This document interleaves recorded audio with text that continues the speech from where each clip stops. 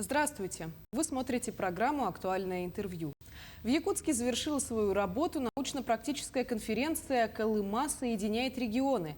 Форум посвятили 130-летию со дня рождения выдающегося ученого-геолога, географа, первооткрывателя хребта Черского Сергея Владимировича Обручева и 90-летию его экспедицию по реке Колыма и ее притокам. На конференции решено организовать комплексную экспедицию по ее следам. И сегодня у нас в гостях дочь выдающегося ученого Татьяна Обручева. Татьяна Сергеевна, здравствуйте. Здравствуйте. Ваш отец исследовал бассейн реки Колыма вот уже 90 лет назад. Проводились ли позже такого уровня масштабные исследования? Нет, это была рекогносцировочная экспедиция, то есть они шли по огромному маршруту. Экспедиция продолжалась 2 года, и это была геологическая, геодезическая съемка, но если по-простому, они создавали карту этой местности, геологическую и географическую, то есть до него фактически таких экспедиций не было. А после него, значит, если были экспедиции, то, во-первых, уже по кусочкам, то есть не было таких вот двухгодичных. А потом же в этом районе Билибин и он, не знаю, чей приоритет больше, открыли золотоносности всего хребта Черского и, в частности, на местности на Колыме в районе Семчана. И поэтому первое, так сказать, что привлекало сюда ученых, это изучение золотоносности. Поэтому вот экспедиция была по установлению золотоносности 28-29 от геологического комитета. Билибин ее возглавлял, потом, значит, Обручев прошел 29-30. И потом еще в 30-31 году тоже была экспедиция от Галкома Цареградского. И все. Почему все? Потому что в конце 1931 года и уже с начала 1932 года эта местность принадлежала Дальстрою. Дальстрой был организован, и началось использование заключенных здесь для добычи золота и других полезных ископаемых, строительства дорог. То есть эта местность стала закрытой. И Дальстрою сначала принадлежали небольшие участки местности, а потом все больше и больше и больше с захватом Чукотки. Так что это совершенно была другая ситуация. И у Дальстроя были свои геологи, но они изучали вот конкретно с прицелом на то, какие здесь полезные ископаемые находятся. Каких ученых вам бы хотелось привлечь к исследованиям реки Колыма и ее притоков? И более того, когда планируется все же проведение подобной экспедиции? Давайте начнем с того, когда планируется. Это зависит от того, когда мы получим, как мы надеемся получить грант ГО, потому что без денег такая экспедиция проходить не может, но значит, люди могут еще в ней участвовать, ученые, при софинансировании, то есть если им будет помогать их организация, вернее, проведению, значит, этой экспедиции будет составная, и деньги будут не только РГО, но и других учреждений. А за свой счет может человек участвовать и за свой счет, если он оплачивает, скажем, дорогу и свое пропитание. Вот так. А кого мы хотим привлечь, это может быть очень широкий спектр, но эта же экспедиция все-таки посвящена современным проблемам, то есть это геология в основном изучена и карты составлены, то есть это климатологи, гидрологи, ботаники, зоологи, то есть это изучение современного состояния бассейна Колымы, этнографы, историки. И в этом и будет заключаться практическая значимость. Да, потому что, и еще одна составляющая этой экспедиции очень важная, не только научно-практическая, но еще и образовательная. Мы будем продолжать то, что создано в РГО в 2015 году, и с тех пор продолжается это полевая школа. Что такое полевая школа? Это обучение школьников на месте, умению работать на местности. То есть геология, то есть география, ботаника, зоология. И вот это очень важная составляющая, то есть приезжают ученые, аспиранты, школьные учителя из центра и на месте проводят занятия со школьниками. Вот это очень важный выход, так сказать, сиюминутный, но и важный для обучения нашей молодежи. То есть я вас правильно понимаю, что возрастных ограничений по принятию участия в этой экспедиции нет? Ну, почти нет, да, конечно. Если уж просто речь зашла о школьниках. Да, нет, школьники местные. То есть нет, детей мы не возим сейчас. То есть есть энтузиасты, есть Маргарита Федоровна Осипова в Тамторе, которая действительно возит ребят в выездные такие полевые экспедиции, но она школьный учитель, и потом так далеко значит, не возят детей, ну, в ближайшие какие-то места. Посмотрим. Если у нас экспедиция, понимаете, Колыма же огромный бассейн ее.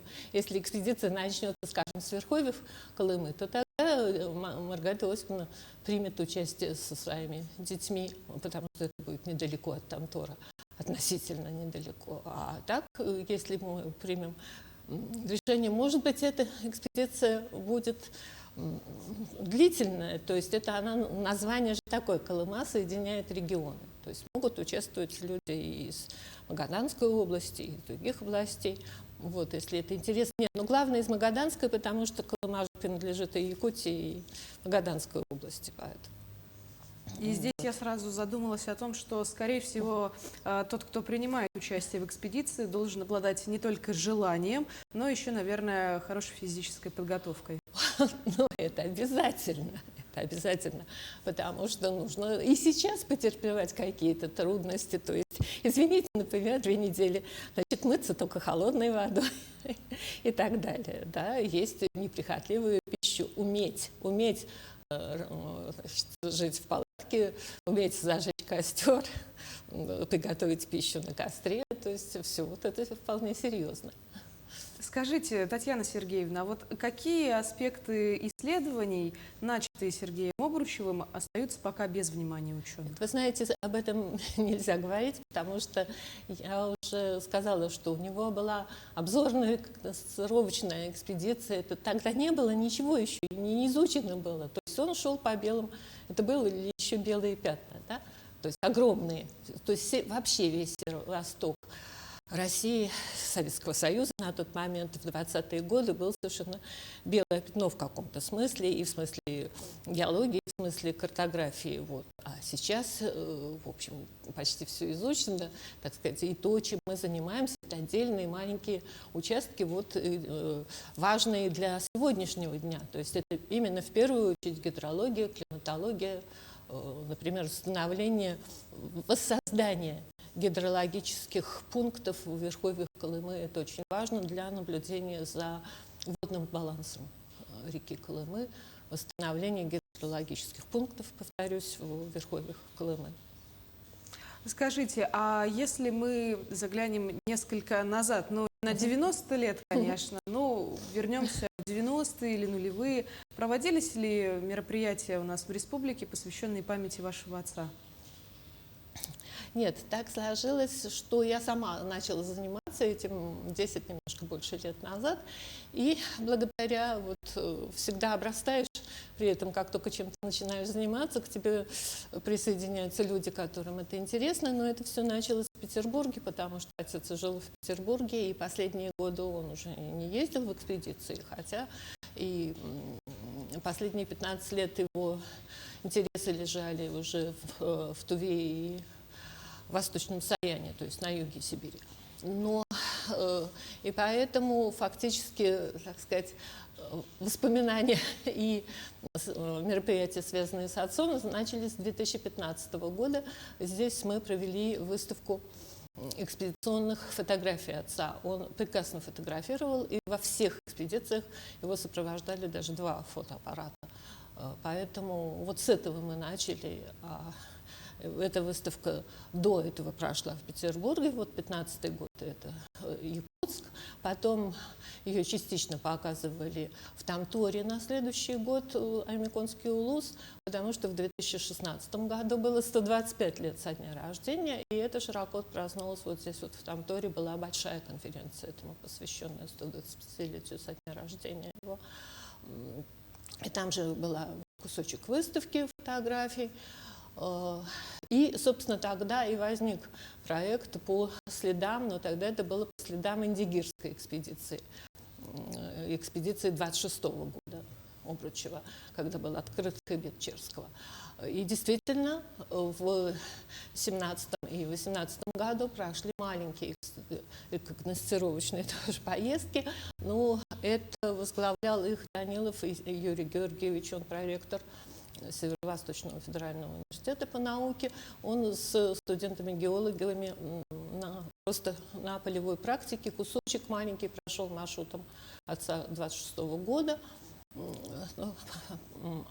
Опять же, все это зависит от наличия денег. А в 2019 году получили грант РГО, и была большая экспедиция вот такого же плана, как сейчас мы планируем на Колыму, в которую входили и студенты, и школьники, и геологи, и биологи. Вот.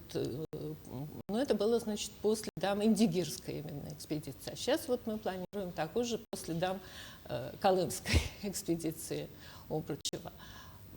Вот. Был еще, скажем, в 2017 году, и вообще каждый год проводится географический, в Якутии географический фестиваль. В 2017 году целая секция была посвящена этому фестивалю Обручеву. Вот такие основные, наверное, события. Ну, в общем, вот один из энтузиастов — это Юрий Георгиевич Данилов, который... Скажите, а Чукотка каким-то образом входит в программу экспедиции, исследований? Опять же, это все упирается, ну, и в энтузиастов, и в софинансирование, финансирование. Поэтому мы надеемся, что и Чукотка, да, к нам примкнет, ну, все в будущем. Если не будет денег в 2022 году, значит, будет в 2023 году, ну и так далее. То есть Колыма, на самом деле, как Колыма, ее бассейн очень большая, и поэтому мы же будем проходить кусочки только. На самом деле не так, как Обручев 2 года. А это же только летом, да, это 2 недели, 3 недели максимум продолжительность такой экспедиции. Благодарю вас, Татьяна Сергеевна, за такую интересную беседу. Возможно, многие, посмотрев это интервью, поймут в очередной раз, насколько интересны геология и география Якутии. Спасибо. Спасибо. Напомню, вы смотрели программу «Актуальное интервью». Берегите себя. До встречи.